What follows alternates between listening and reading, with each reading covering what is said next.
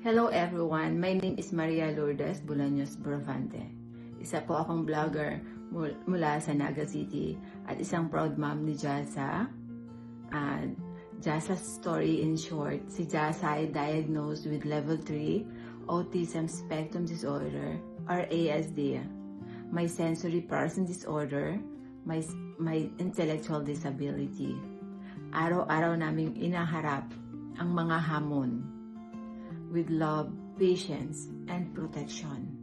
Habang ibinabahagi ko ang aming real-life journey para magbigay ng awareness, tamang pag-unawa at pag-asa sa community at sa mga pamilyang may kaparehong pinagdadaanan.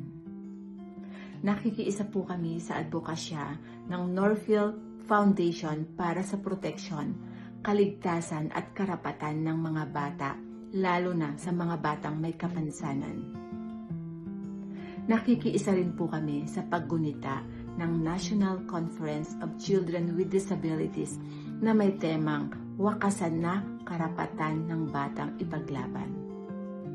Marami din po salamat kay Ms. Yaga Balon sa pag-reach out at sa suporta.